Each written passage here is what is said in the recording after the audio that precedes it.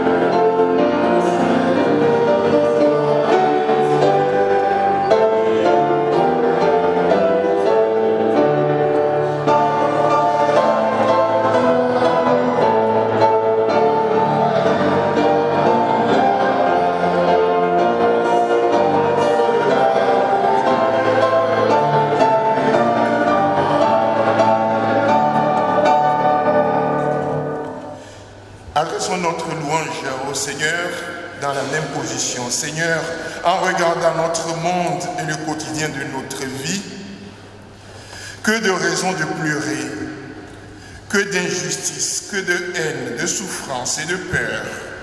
Le malheur semble habiter l'humanité, le désespoir envahit nos pensées. Et pourtant,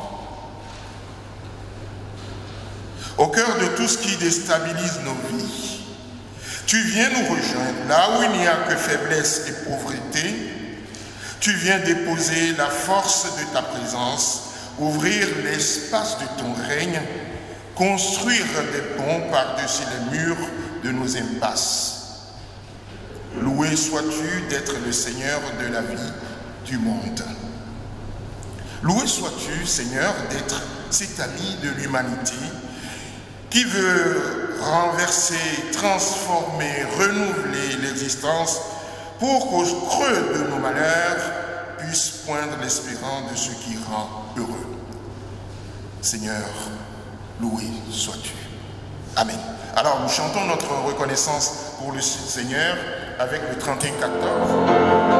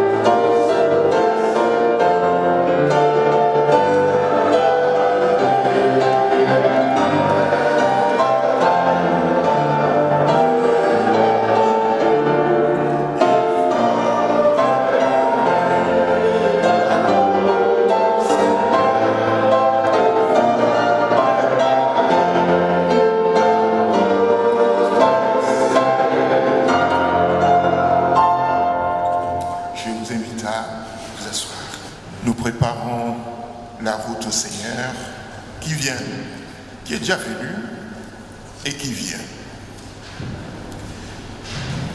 Quelle est sa volonté pour nous?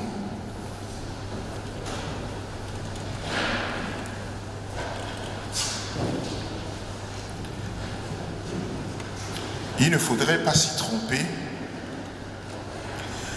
Il n'y a pas d'attitude plus active que l'attente du Christ présent et reconnu tout en tous dans l'humanité. Et en cela, il est question de sainteté à comprendre, c'est-à-dire de vie transparente dans laquelle on puisse lire l'amour agissant de Dieu. Dans cette attente, il est aussi question de respect envers Dieu, et chacun le sait. Le respect de Dieu commence par le respect du prochain. Il est question de terre nouvelle, comme on l'a chanté là. L'erreur serait de penser que Dieu la posera sur ses bases et que nous n'aurons qu'à l'attendre, avoir une salle d'attente et qu'à contempler, ébahi, en applaudissant ce que Dieu vient poser parmi nous. Le Seigneur nous dit plutôt, levez-vous et mettez-vous à l'œuvre. Il nous appelle au travail, à y contribuer. Préparer le chemin de Dieu, c'est commencer par procurer à l'homme ce qui lui permet d'être humain. Sa dignité, son pain quotidien, sa part quotidienne d'amour, son travail, sa liberté. Il semble tout à fait probable qu'il faille pour cela certains jours accepter d'être raboté dans l'esprit et le corps pour y parvenir. Il faut se lever pour lutter et s'opposer à des systèmes et à des idées, à des pouvoirs. Mais c'est logique.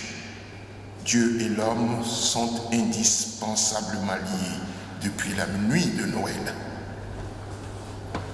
Dieu ne vient que s'il y a de la place pour l'homme.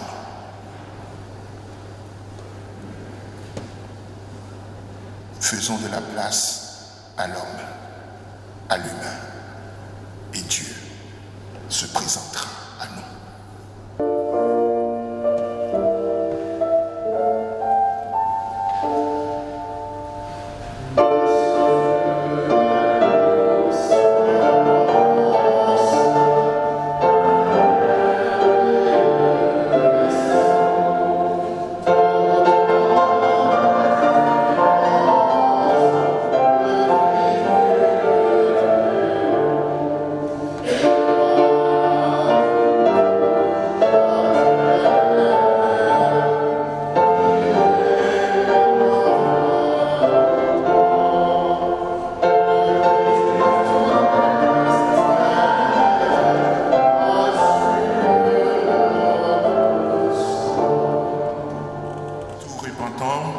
Que nous nous présentons devant toi, Seigneur, en t'ouvrant notre cœur.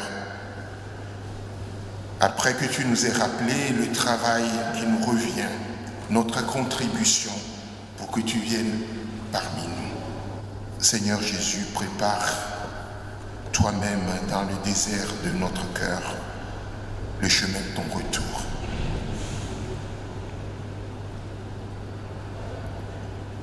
Les collines de nos orgueils, abaisse-les par ton humilité.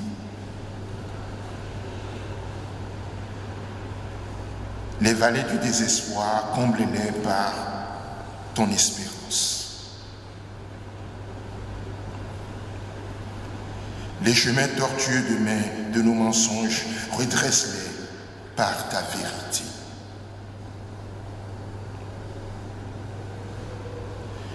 Et que s'épanouissent dans notre hiver les fleurs de ta joie. Alors, nous pourrions voir ta gloire et adorer ta présence dans le visage de chacun de nos frères et sœurs.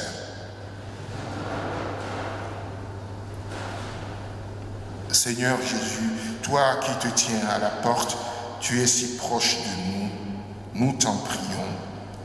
Dépose en notre cœur le trésor de la patience jusqu'au jour de ta venue.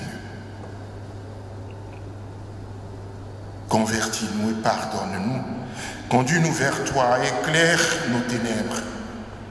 Notre vie est pleine de fautes, nous le reconnaissons. Et nous cherchons le refuge auprès de toi. Comme Pierre, tends-nous la main. Et nous prions comme le publicain pour être justifiés en toi et par toi. Vraie lumière qui éclaire tout homme, illumine-nous.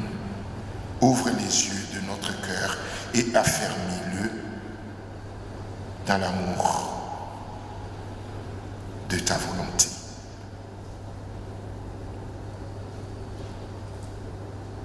Amen.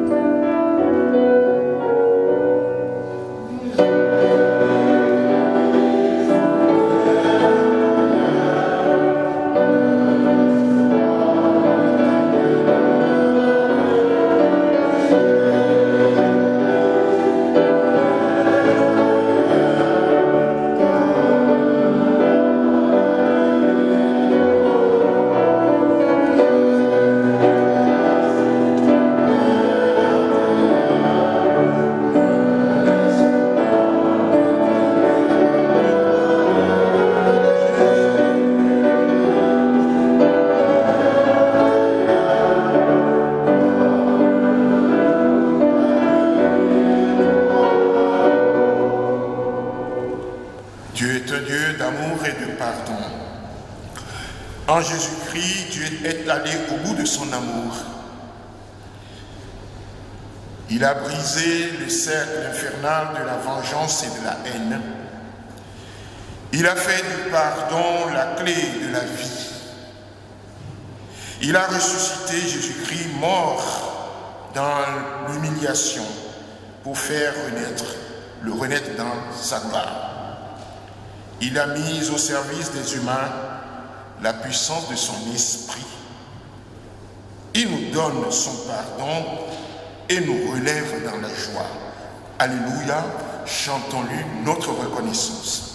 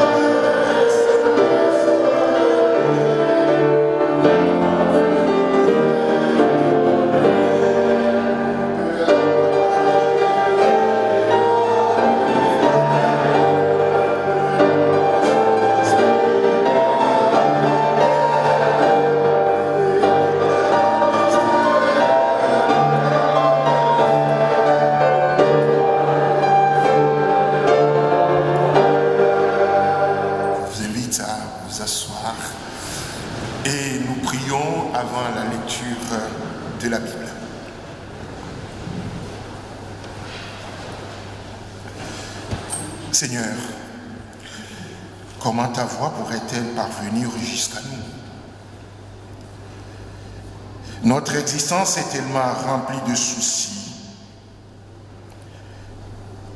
de pressions, de courses auxquelles nous sommes soumis. Est-ce pour cela, Seigneur, que notre vie parfois ressemble à un désert? C'est pourquoi, Seigneur, nous venons régulièrement te célébrer et prier, comme ce matin. C'est vital pour nous. C'est pour te préparer un chemin, c'est pour dégager le terrain, c'est pour maintenir une ouverture et respirer. C'est pour permettre à ta voix, au milieu des rumeurs et des peurs et du travail, de se frayer un chemin jusqu'à nous et de résonner dans notre vie. Car nous le savons bien, toi seul, ta parole seule nous rend capables de ne pas nous dessécher. Viens Seigneur, nous te faisons de la place. Viens en nos déserts tellement encombrés. Viens et nous pourrons vivre. Dispose par ton esprit nos oreilles du cœur à t'entendre, à t'écouter pour pouvoir vivre ta parole. Amen. J'invite Philippe pour la lecture. Tout d'abord dans Matthieu, chapitre 24, des versets 37 à 44.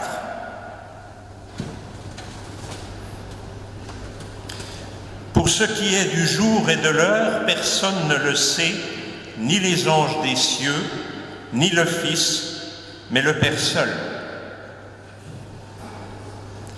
Ce qui arriva du temps de Noé arrivera de même à l'avènement du Fils de l'homme. Car, dans les jours qui précédèrent le déluge, les hommes mangeaient et buvaient, se mariaient et mariaient leurs enfants, jusqu'au jour où Noé entra dans l'arche. Et ils ne se doutèrent de rien, jusqu'à ce que le déluge vînt et les emporta tous. Il en sera de même à l'avènement du Fils de l'homme. Alors, de deux hommes qui seront dans un champ, l'un sera pris et l'autre laissé. De deux femmes qui moudront à la meule, l'une sera prise et l'autre laissée. Veillez donc, puisque vous ne savez pas quel jour votre Seigneur viendra. Sachez-le bien, si le maître de la maison savait à quelle veille de la nuit le voleur doit venir, il veillerait et ne laisserait pas percer sa maison. C'est pourquoi, vous aussi, tenez-vous prêts, car le Fils de l'homme viendra à l'heure où vous n'y penserez pas.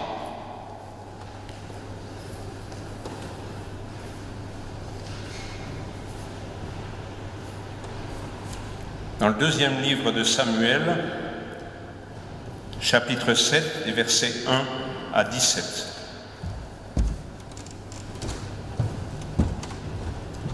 Lorsque le roi habita dans sa maison et que l'Éternel lui eut donné du repos, après l'avoir délivré de tous les ennemis qui l'entouraient, il dit à Nathan le prophète : « Vois donc, j'habite dans une maison de cèdre, et l'arche de Dieu habite au milieu d'une tente. » Nathan répondit au roi : « Va, fais tout ce que tu as dans le cœur, car l'Éternel est avec toi. »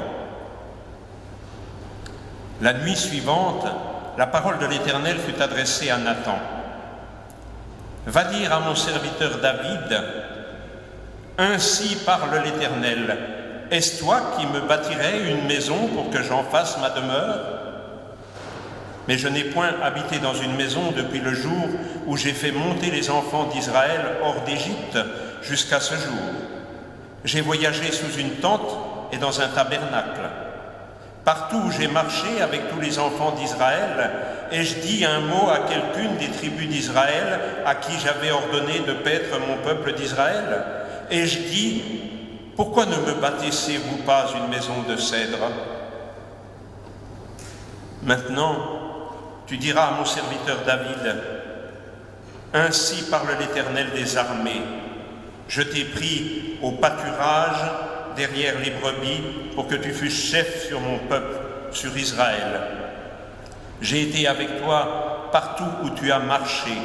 J'ai exterminé tous tes ennemis devant toi et j'ai rendu ton nom grand comme le nom des grands qui sont sur la terre.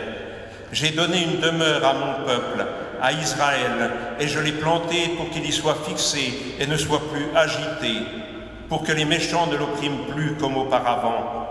Et comme à l'époque où j'avais établi des juges sur mon peuple d'Israël, je t'ai accordé du repos en te délivrant de tous tes ennemis, et l'Éternel t'annonce qu'il te créera une maison. Quand tes jours seront accomplis et que tu seras couché avec tes pères, j'élèverai ta postérité après toi, celui qui sera sorti de tes entrailles, et j'affirmerai son règne. Ce sera lui qui bâtira une maison à mon nom, et j'affirmerai pour toujours le trône de son royaume. Je serai pour lui un père, et il sera pour moi un fils. S'il fait le mal, je le châtierai avec la verge des hommes et avec les coups des enfants des hommes.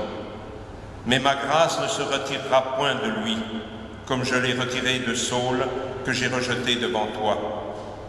Ta maison et ton règne seront pour toujours assurés, ton trône sera pour toujours affermi. » Nathan rapporta à David toutes ces paroles et toute cette vision. Ô viens Seigneur, ne tarde pas. Le 31-10.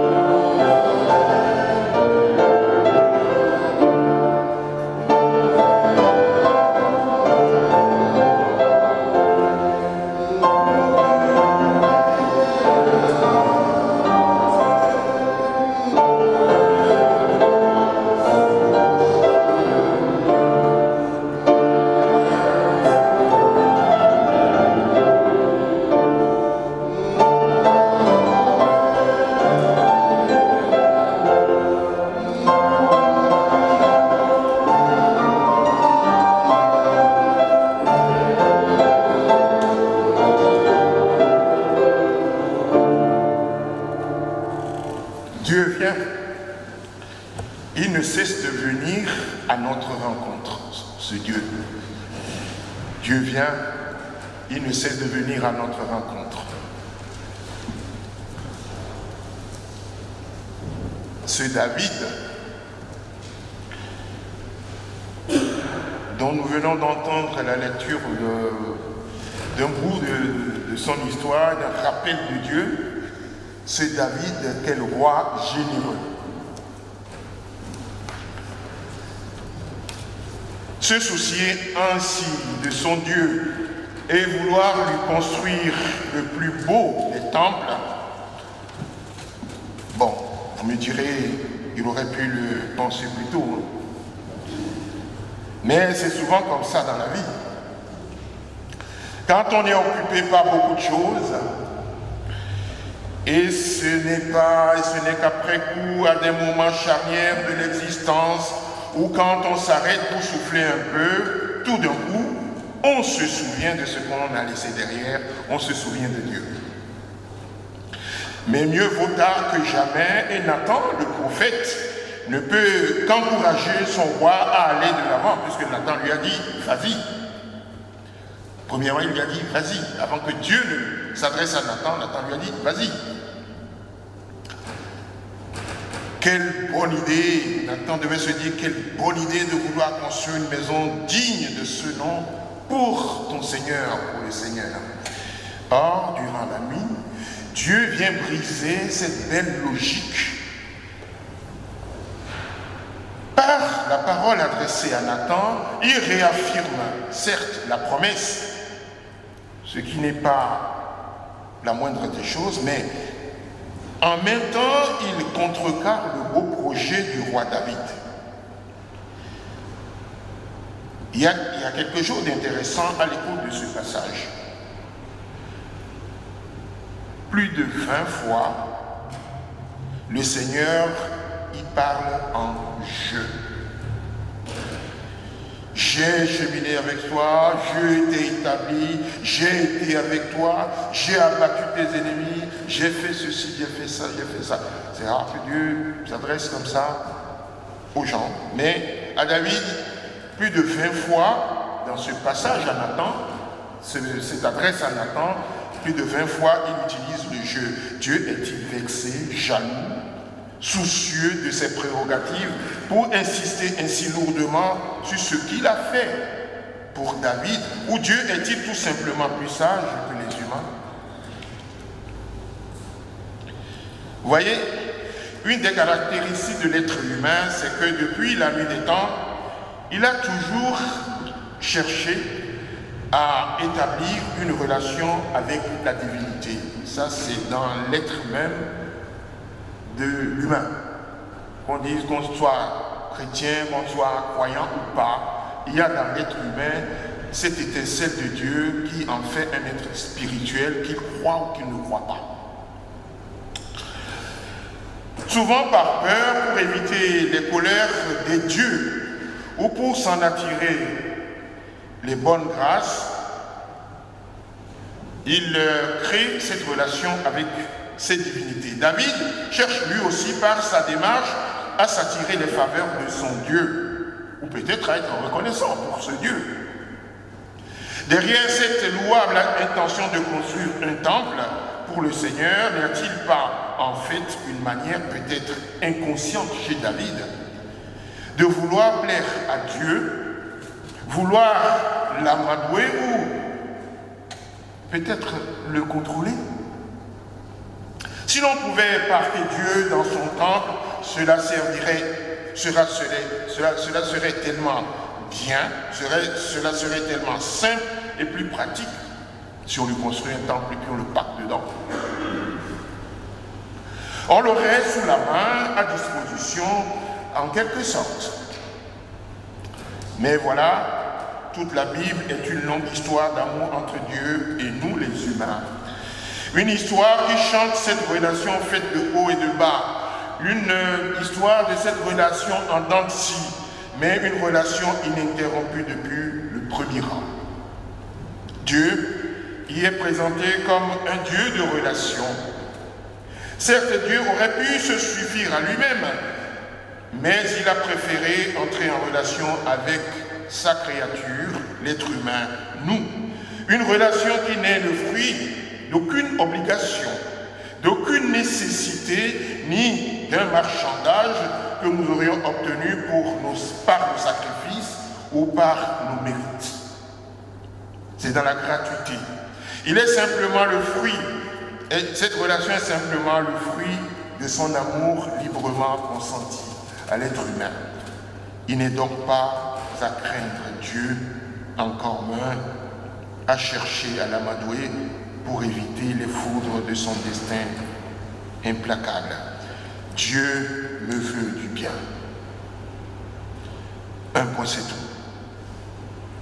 Il écoute mes prières, il prend mes besoins, il comprend mes besoins, mais il n'est pas pour autant à ma disposition. C'est là toute la nuance. J'ai l'impression qu'aujourd'hui, nous sommes dans la même relation, la même situation que David et Nathan. En effet, après des siècles d'une histoire fortement marquée par l'emprise de la foi chrétienne et de l'Église, notre société s'en est affranchie. On aurait pu parfois pouvoir enfermer Dieu dans une manière unique de faire et de penser.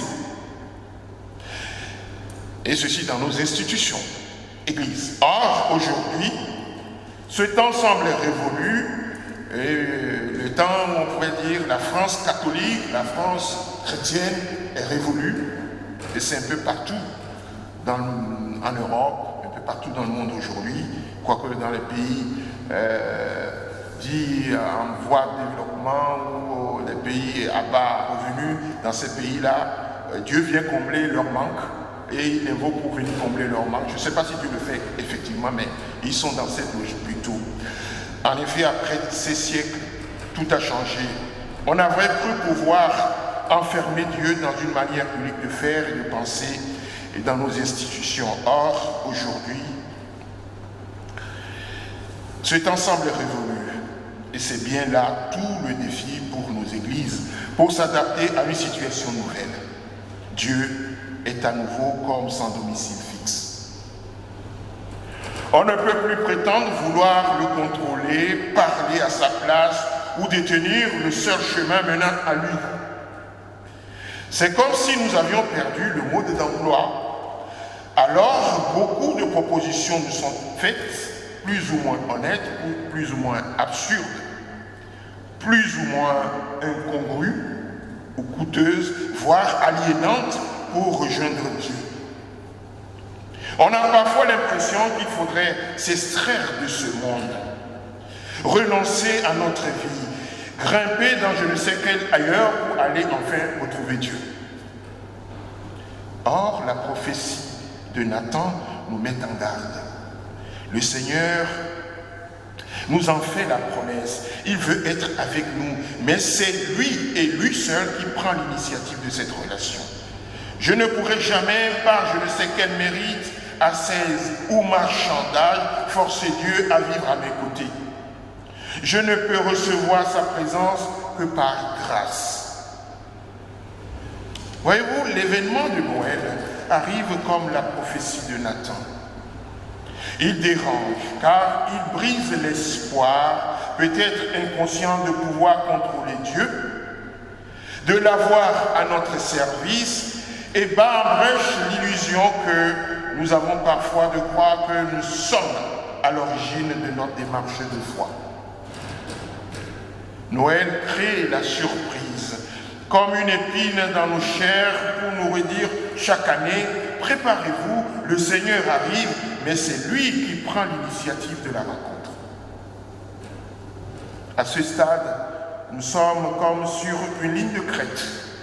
D'un côté, il nous faut accepter, à l'image de David, de nous dessaisir de quelque chose, de lâcher prise, d'accepter contre tout ce que nous n'avons pas l'habitude de faire, de ne pas avoir la maîtrise. C'est reconnaître ses limites et s'accepter comme tel, comme on est. C'est accepter encore que malgré tous nos efforts, nous ne parvenons pas toujours au but que nous nous sommes fixés dans notre vie professionnelle, sentimentale, spirituelle, dans notre santé. Non. Notre vie connaît forcément ses accros qui nous arrête. S'il y a des événements contre lesquels on ne peut rien faire, ça me dépasse. En somme, c'est faire preuve d'humilité. Une humilité qui seule peut nous aider à nous rendre disponibles pour ce Dieu qui vient. Si je reste persuadé que je peux tout faire par ma propre initiative, je n'ai plus de place pour la rencontre avec Dieu. Mais cette sainte humilité n'a rien à voir avec la mortification. C'est pourquoi elle ne doit pas rimer non plus d'un autre côté avec la passivité. Il nous a appelé tout à l'heure au travail. Il serait faux de tout attendre de Dieu sous prétexte que c'est lui qui prend l'initiative de la relation. Souvent, j'entends dire, monsieur le pasteur, moi, je pourrais croire en Dieu quand je le verrai, Dieu, quand je serai enfin sûr que ce Dieu-là existe. À Noël, Dieu vient à notre rencontre, à nous de le découvrir. Il y a tout ce qu'il y a de perturbant quand on lit le récit de Noël. C'est pourquoi ces temps d'attente permet d'entrer dans cette relation avec Dieu qui vient à nous. Puisque la relation ne vient pas de nous, il nous faut prendre le temps d'y entrer. À Noël, c'est comme si Dieu déposait au pied du sapin de notre vie le cadeau de sa présence. À nous de le déballer. La Bible regorge de versets très intéressants que nous aimons tous. Le contraire serait étonnant plutôt. Mais il y en a qui parlent peut-être plus que d'autres. Ainsi en est-il de l'Apocalypse au chapitre 3, le verset 20, où le Seigneur nous dit « Voici, je me tiens à la porte et je frappe ou je toque. Si quelqu'un entend ma voix et ouvre la porte, j'entrerai chez lui, je prendrai la scène avec lui et lui avec moi, comme nous aimons le dire lors de nos sept scènes, au culte avec cette scène. Comme nous devons le comprendre, Dieu est là à la porte de ta vie, de ma vie, de notre vie. À nous de l'entendre et de nous lever pour aller l'ouvrir. Dieu est prêt à faire 1000 pas pour venir à ta rencontre. Il n'en attend qu'un seul de ta part, car il respecte trop notre liberté pour nous forcer à croire. Dieu pourrait fracasser par sa puissance la porte de ma vie, de notre vie, pour nous contraindre à le reconnaître. Mais que serait notre foi si elle n'était plus le fruit de notre désir et de notre liberté? Certes, le pari de Dieu est risqué, car il accepte la possibilité que nous ne le reconnaissions pas. Mais cette fragilité n'est pas à comprendre comme une maladresse. Elle est voulue par Dieu pour que nous disposions toujours de cette distance de liberté qui seule assure chacun de son choix et rend possible l'accueil de la rencontre. À Noël, Dieu pousse cette fragilité à son comble. Un petit qui est Dieu, un Dieu qui est tout petit. Mais n'est-ce pas précisément les signes, la trace que Dieu nous rejoint là où nous sommes, là où nous en sommes dans notre vie, quelle que soit sa fragilité? Si Dieu était resté enfermé dans sa majesté solitaire, en quoi nous serait-il utile? Bien trop loin de nos réalités, des réalités de notre vie, il ne pourrait comprendre nos aspirations profondes, nos angoisses, nos peines, nos joies. Lui là-haut et moi en bas, quelle belle affaire.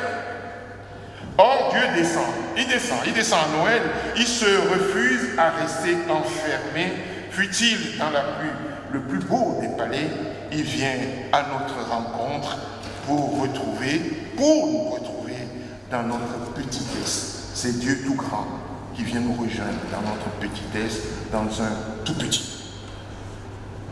Ce que David doit comprendre, nous devons nous aussi l'entendre ce matin. Jamais un palais construit de main d'homme ne pourra être assez beau pour que Dieu puisse en faire sa demeure. Comble de l'ironie, Dieu choisit le plus modeste des états pour y naître en son Fils, la nuit de Noël. Cette crèche bien modeste devient le signe de cette présence de Dieu qui vient nous rencontrer dans notre vie la plus modeste, la plus fragile. Le seul temple qui sied à Dieu, c'est cet endroit très fragile de notre être, mais qui peut vite s'endurcir, c'est-à-dire le cœur de l'homme. Ça, c'est sa demeure.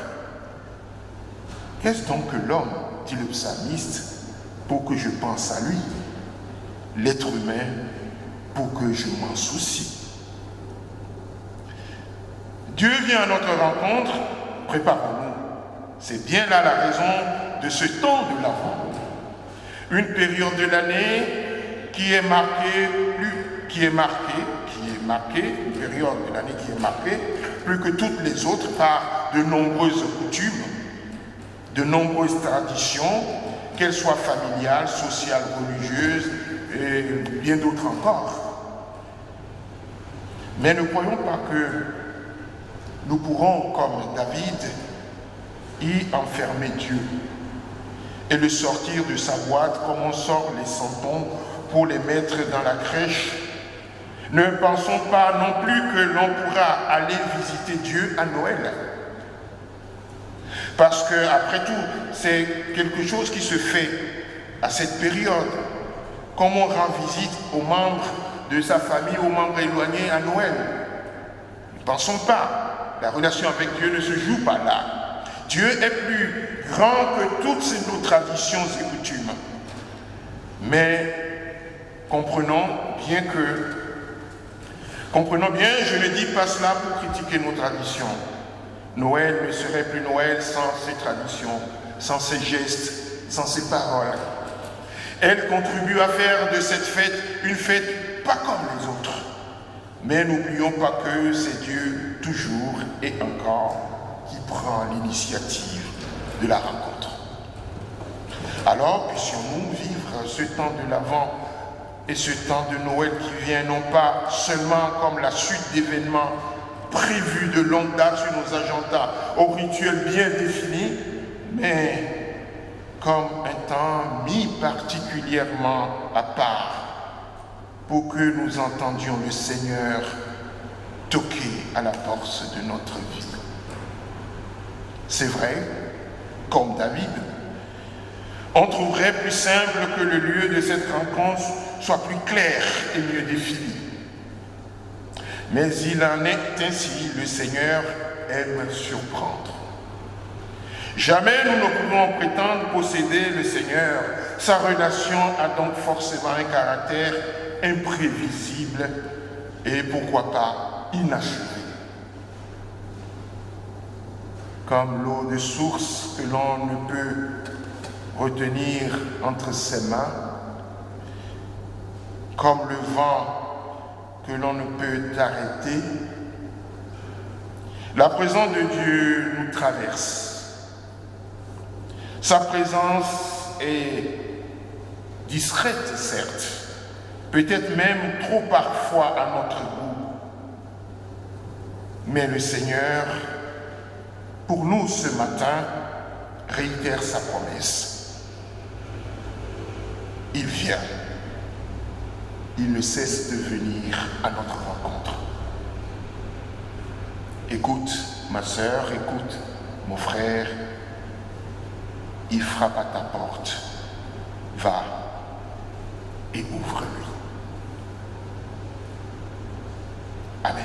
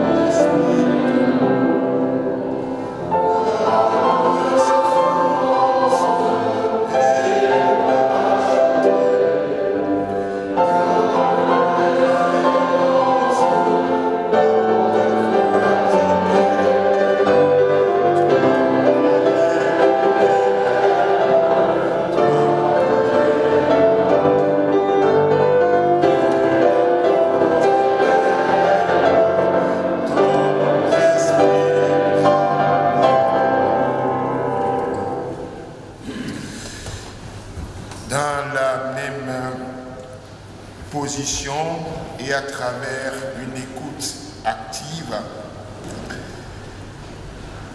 réaffirmons notre foi à travers ce test de confession de foi.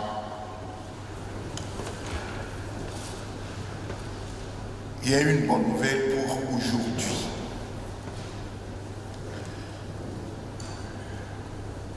Nous croyons en Jésus de Nazareth, appelé Christ. Il a eu pour mère Marie et pour père Joseph.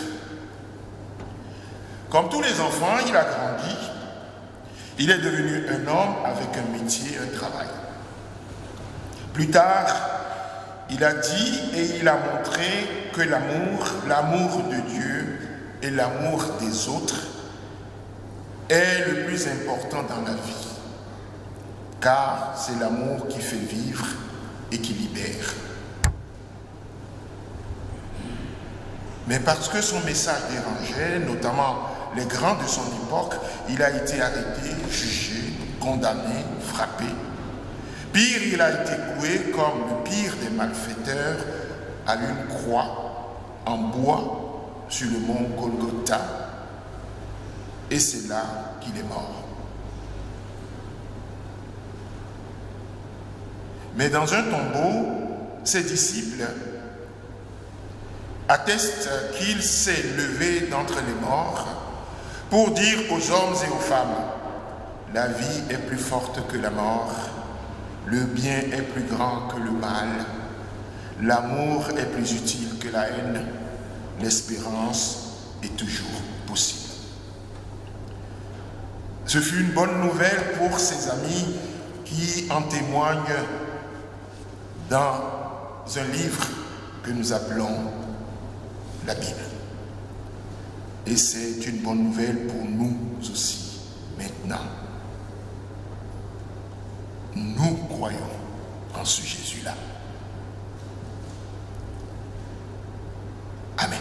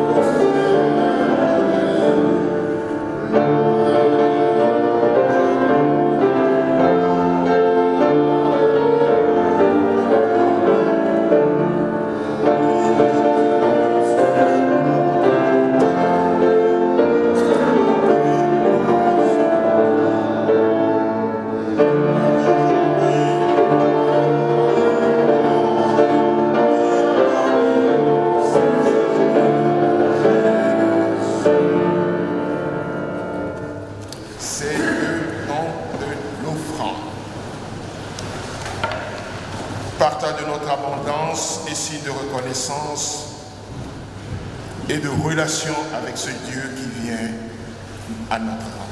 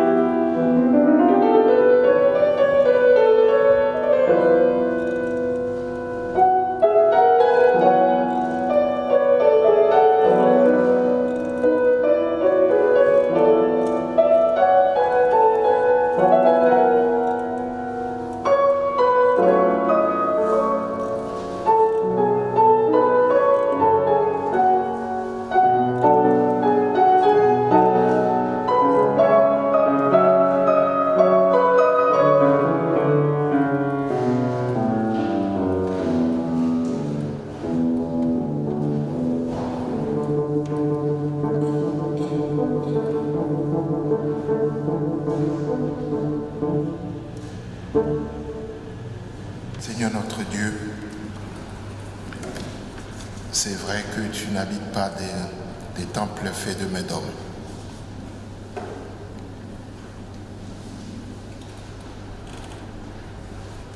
Tu as choisi et cette liberté à laquelle tu nous as appelés aussi, nous tes créatures.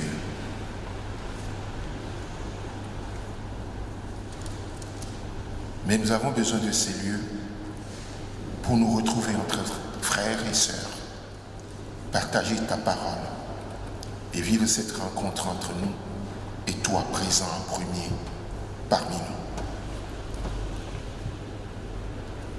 Nous avons besoin d'être Église pour vivre ce témoignage et pour cela, nous avons besoin de ces lieux. Pour vivre ce témoignage, nous avons besoin aussi d'être reconnaissants pour ce que tu nous fais, d'apporter un peu de notre abondance. C'est ce que nous venons de partager. Béni sois-tu, toi le Dieu de bénédiction, qui suscite en nous ce désir de vivre notre témoignage, non seulement par notre présence, mais aussi avec ce que nous avons, parce que nous savons que tout nous vient de toi. C'est un geste de reconnaissance et de louange à toi, Dieu Père, Fils et Saint-Esprit. Amen. Les nouvelles de notre paroisse.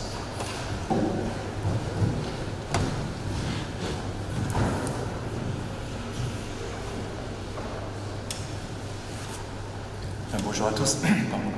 Je voudrais remercier bien chaleureusement le pasteur Victor Ajdrac. Nous connaissons bien ici à Batignolles pour plusieurs raisons de célébrer le culte ce matin, pendant que notre pasteur Jean-Marie de Bourquenay assure celui de la paroisse de Montargis, dont il est le pasteur référent pour cette année au titre de la solidarité régionale. Voilà, le pasteur Victor Ajdrac est aumônier national aux établissements sanitaires et médico-sociaux au sein de la Fédération protestante de France. Je voudrais associer à ces remerciements Thomas Taquet, qui nous accompagne toujours avec ce bel enthousiasme au piano. Et puis, puisque je suis dans les remerciements, dans un autre ordre d'idées, je voudrais vous remercier pour la Banque alimentaire au nom d'Elisabeth Greber et de Solidarité chrétienne Batignolles, puisque la Banque alimentaire qui s'est déroulée, dont la collecte a eu lieu la semaine dernière, a permis de rassembler presque 2 tonnes, une tonne 9 exactement, à partir de la collecte effectuée au Monoprix de la Fourche, qui a pu être répartie entre la mairie du 17e pour 900 kilos. Ça a été ensuite transporté aux entrepôts de Gennevilliers. Il y a 550 kilos qui ont été conservés pour les déjeuners au temple, Solidarité chrétienne, et 460 également pour les déjeuners, mais dans la paroisse voisine, la paroisse catholique de Saint-Michel. Alors merci à tous, soit que vous ayez été acteurs de cette collecte, et je pense justement aux scouts qui sont là et dont je sais qu'ils ont été, leur aide précieuse a été appréciée au Monoprix de la Fourche, ou que vous ayez été simplement client et que vous ayez contribué à remplir les caddies de la Banque alimentaire. Alors en ce qui concerne maintenant les annonces, je voudrais commencer par vous partager une triste nouvelle. Nous avons appris hier le décès de Madame Justine Cam-Gain, que certains d'entre vous connaissez. Un décès un peu brutal, si j'ai bien compris. Voilà, donc nous pourrons au moment de l'intercession nous associer à ses proches et à sa famille. Alors, pour ce qui est des annonces proprement dites, vous avez toujours bien sûr l'essentiel sur la feuille de culte. Je vais quand même insister sur certains points. Alors pour vous dire d'abord, c'est un sujet évidemment, vous comprenez que vu le contexte actuel, on est sans arrêt, il y a toujours la menace de tricoter, de détricoter ce qu'on organise. Donc on a quand même pris l'initiative de préparer une fête de Noël. Donc la fête de Noël devrait a priori avoir lieu la semaine prochaine. Le conditionnel évidemment reste plus que jamais de rigueur, mais nous espérons bien qu'elle pourra avoir lieu en reprenant le format traditionnel de cette fête. C'est-à-dire que vous avez le détail sur la feuille de culte, vous avez le matin des chants de Noël, vous avez en fin de matinée le concert de la chorale, À 12h30, le repas, on précise bien, donc sur inscription au secrétariat, mais vous pouvez aussi à l'un d'entre nous donner vos coordonnées si vous avez d'ores et déjà décidé d'y participer. Ça nous permettra effectivement de calibrer un petit peu les achats, puisque le repas sera complètement préparé sur place. Et puis, évidemment, le repas sera c'est mal dit, mais il faudra évidemment avoir le pass sanitaire. On est obligé de contrôler le pass sanitaire pour le repas. Alors, et puis vous avez l'après-midi, donc la conférence assurée par notre pasteur Jean-Marie Bourquenet sur la peinture, et à 15h le culte qui sera avec la participation donc, des enfants de l'école biblique du catéchisme, la participation normalement des scouts, et qui sera également un culte d'offrande à 15h. Donc notez bien qu'il n'y aura pas de culte dimanche prochain à 10h30. Ça doit être à peu près le seul dimanche de l'année où le culte n'a pas lieu à 10h30. Alors, je vérifie si je n'oublie rien pour la fête de Noël. Alors, la préparation du repas se déroulera le samedi prochain, donc le 11 à 15h. Mais là encore, on vous demande d'être à jour avec le pass sanitaire pour préparer le repas dans des conditions de sécurité optimales. Et puis, nous avons prévu également la décoration du sapin, donc a priori donc en fin de matinée à 11h samedi prochain. Voilà pour la fête de Noël. Le lendemain de la fête de Noël, donc le 13 décembre, vous aurez une veillée spéciale du temps de l'Avent qui est organisée par le groupe de prière, donc qui aura lieu le 13 décembre à 19h. Et puisque j'évoque le temps de l'Avent, sachez que nous avons, vous les avez peut-être vus en entrant, nous avons encore une grande couronne, une petite couronne et un bougeoir donc à vous vendre, tout ça devant le comptoir là où vous avez pris le cantique. Respectivement au prix de 30, 20 et 15 euros. Donc n'hésitez pas, il n'en reste plus beaucoup, ne vous battez pas non plus, mais les couronnes ont remporté un franc succès et on ne peut que s'en réjouir. Voilà. J'ai une dernière annonce à vous communiquer avant de laisser la parole aux scouts, pour vous dire, alors on vous l'a déjà dit, mais que les statuts de nos associations, donc que ce soit celle de l'entraide ou de l'association cultuelle qui sont distinctes, stipule que pour pouvoir voter lors des assemblées générales qui ont lieu en mars 2022, vous devez être inscrit sur les listes. Donc nous avons affiché ces listes avec les noms des personnes inscrites à ce jour à gauche dans l'escalier en sortant. Si jamais vous n'y figurez pas et que vous souhaitez être membre électeur, n'hésitez pas à vous rapprocher de moi, je vous remettrai donc un formulaire, on prendra vos coordonnées et vous pourrez comme ça être membre électeur. Ça doit être fait avant le 31 décembre 2021. Je précise que pour l'entraide, vous devez également vous acquitter d'une cotisation d'un minimum de 5 euros. C'est dans les statuts de l'association. Voilà, je vous remercie pour votre attention et puis je vais laisser la parole à Esther et Joséphine.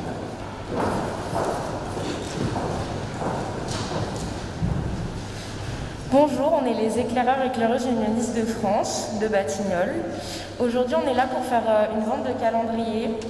Donc on vend les calendriers pour financer les activités du local, donc des louveteaux, des éclaireurs et des aînés. Et il y a un petit plus cette année dans le calendrier, c'est qu'on apparaît 6 fois. Donc c'est la bonne année pour acheter ce calendrier. Voilà, merci beaucoup. Nous allons à présent prier les uns pour les autres. Viens Esprit Saint. Apprends-nous à prier.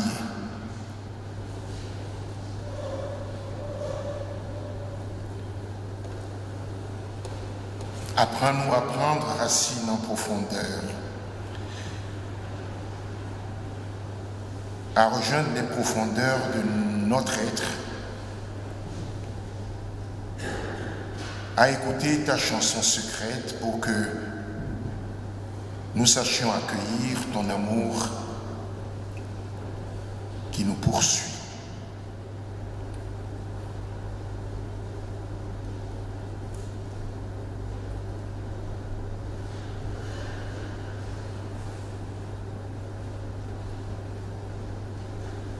Viens Esprit Saint, reçois notre prière et nos supplications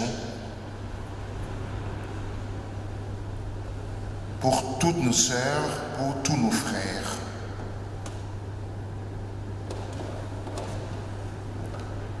Présents ici ou absents aujourd'hui pour des raisons que tu connais. nos frères et sœurs qui sont atteints de maladies du corps et de l'âme.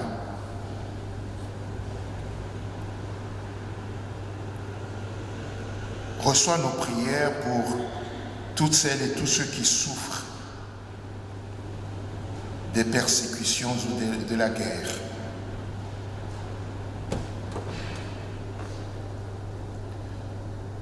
Reçois nos prières, Esprit Saint, pour tous ceux qui cherchent un chemin, leur chemin, tous ceux qui ont besoin d'un toit, ceux-là qui ont besoin de quoi se nourrir pour entretenir leur corps. Esprit Saint, reçois nos prières pour tous ceux qui ne voient pas ce chemin par lequel tu viens vers eux.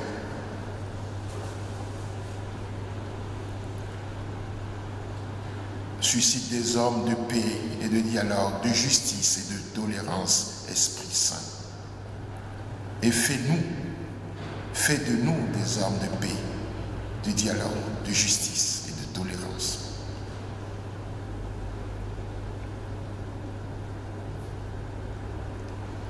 Rends-nous attentifs aux hommes et aux femmes de ce temps et fais de nous porteurs de lumière, comme en ce temps de l'Avent, symbolisé par la lumière, que nous soyons porteurs de lumière vers ce monde qui évolue dans l'obscurité spirituelle et pourquoi pas matérielle.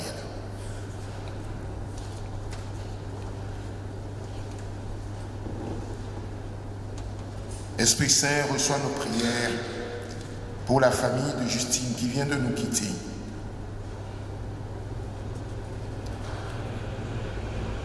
Qui voit en cet événement aussi un chemin vers l'espérance. Sur ce chemin de Noël, où malgré toute la lumière de l'Avent, nous avons des incertitudes sur demain, avec le nouveau variant de ce virus qui nous plombe la vie depuis l'année dernière. Seigneur, nous ne pouvons que nous remettre à toi et remettre à toi tous ceux qui cherchent, qui se sont dans la recherche. L'intelligence vient de toi, pour que nous ayons les solutions qui viennent de toi et non les solutions qui viennent de nous les humains. Greffé sur ta sagesse, tu nous donneras les bonnes solutions. Nous avons confiance en ton amour et nous remettons entre tes mains.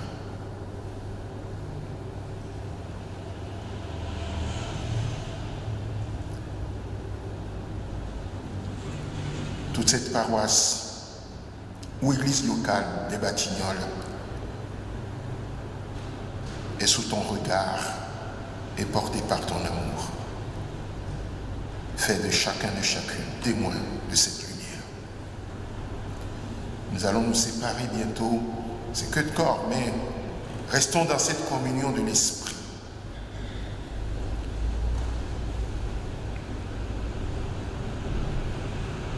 Que de choses nous avons à partager avec toi, mais nous voulons tout simplement tout te dire, résumé dans cette prière que tu as enseigné à tes disciples et dont nous avons hérité, et qui te dit, notre Père, qui es aux cieux, que ton nom soit sanctifié, que ton règne vienne, que ta volonté soit faite sur la terre.